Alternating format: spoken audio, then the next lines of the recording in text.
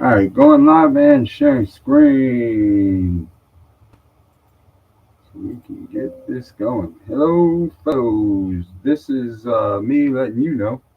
Did I? Oh, yeah, share first. There we go. Now it's on there. All right. This is me letting you know that this is all for educational purposes only, and I'm only talking to my people, my family. So,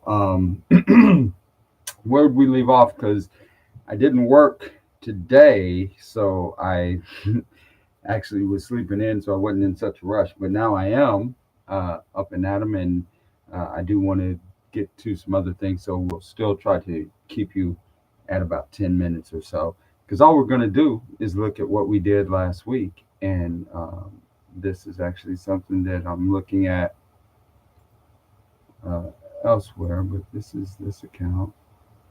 And I'm going to show you what we were doing last week. I'll put this chart up so you can see it. And recall that we bought 13, or I'm sorry, 100 shares because we're doing this. This is with paper trading, so it's demo account. But we bought 100 shares at $103. We took $2 for the privilege of doing so. So our net cost was about $101.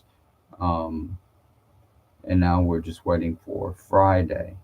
Right now, this contract is what's called in the money. That means that whoever bought that contract would likely take the shares from you at this point, meaning they would pay you the $103 per share that you paid for the shares, but you also took their $200. So, and we'll go over that, or we went over that in the previous days. So, um, trying to remember.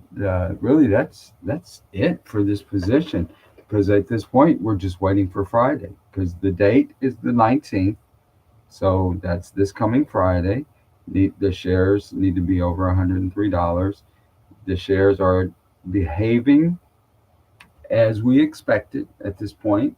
If I don't remember the exact words I used, but I think I pointed out this gap that was here that we expect something to happen here or for us to get back up to that price and beyond.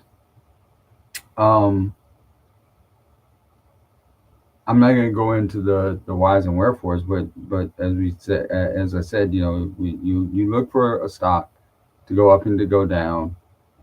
If we look back to the last 30 days, it went up to this high price, it came back down, and then went up a couple of days. That's when we got into it. I think we got it the 11th. New trades. We got it the 10th.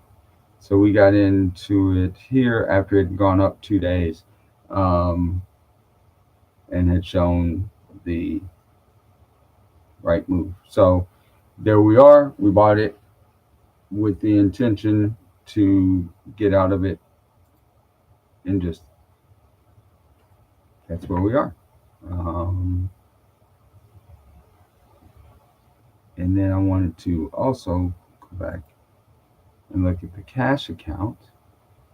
And what I wanted to do with that is actually go back. Oh, there it is. Can we get rid of that?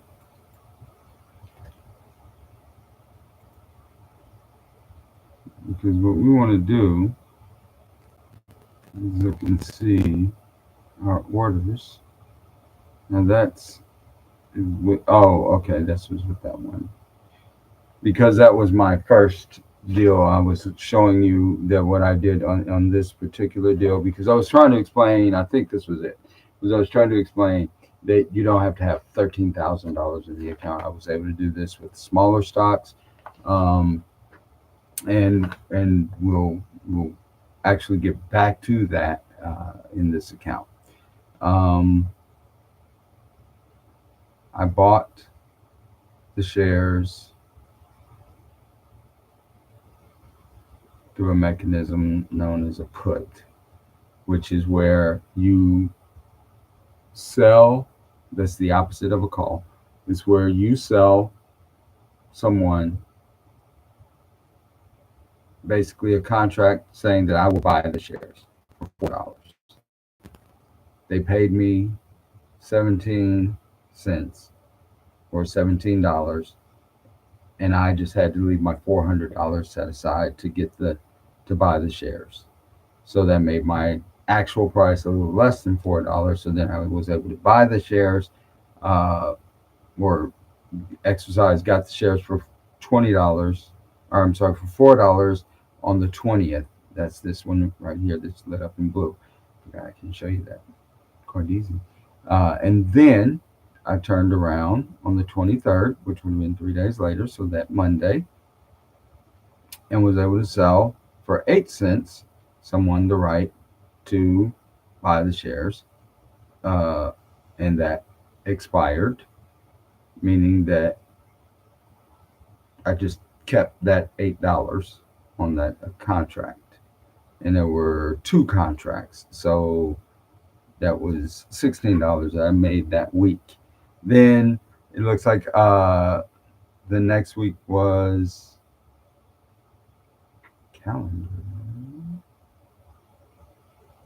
Oh, they're calling that a calendar spread, because then what I did was when we got to the end of the week, the next week, I had sold the contract. I'm going to get better at explaining this to you, because